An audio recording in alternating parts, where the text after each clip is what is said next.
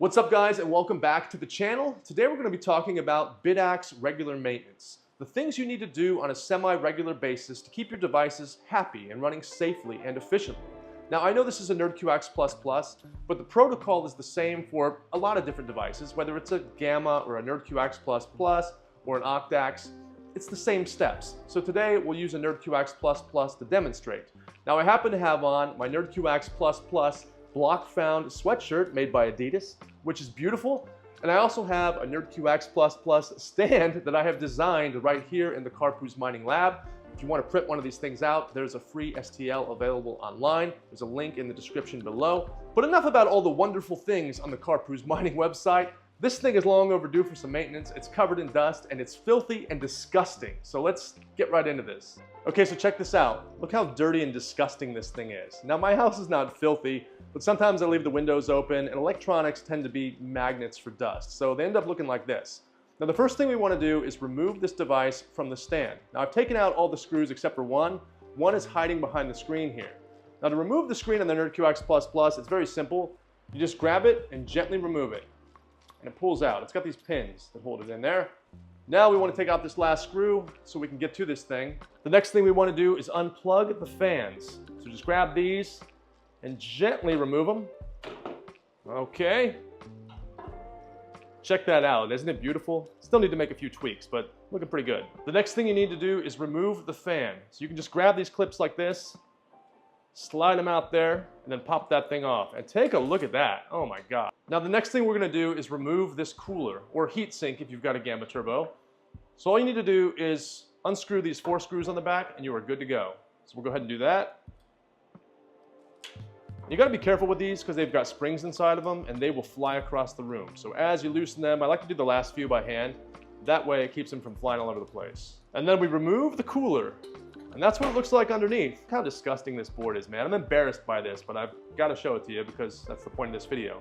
But these things are what's doing all the work, and they're the exact same chips that are in large industrial miners. So in case you've never seen what the inside of this looks like, I'll show you what it looks like when it's all clean. The next step is we're going to wipe off all this thermal paste with an alcohol swab here.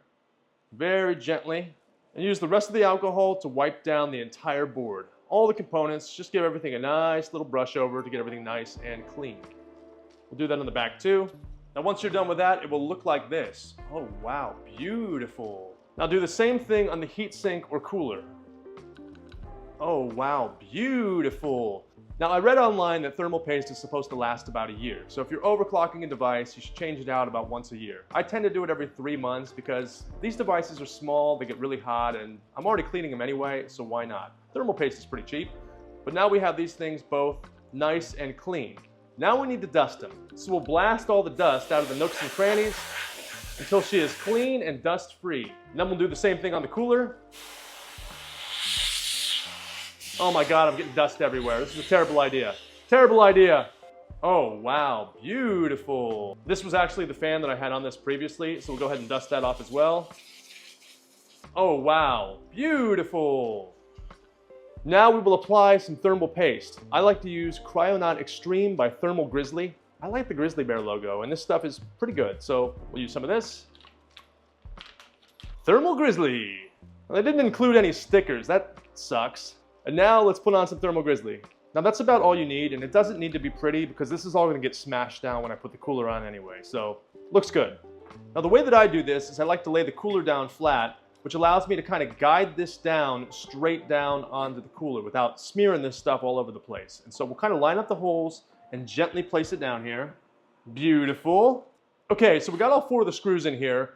Now when you're doing this, it's incredibly important to make sure that the heatsink or the cooler is laying evenly and flat across the chips. So don't go cranking down one corner to where the thing is cocked, because if it's like that, it won't cool the chips effectively, and one of your chips will probably overheat. So the way I do this is once I get all 4 screws set in here, is I just tighten these down about 1/3 of the way, and I do this diagonally, like this, so it is laying nice and even. And these do not have to be super tight, just tight enough that the board is not gonna fall off if you pick it up like this. So that looks good, that's exactly what we need it to look like, and so now we can proceed to the next step. Go ahead and plug that in, good to go.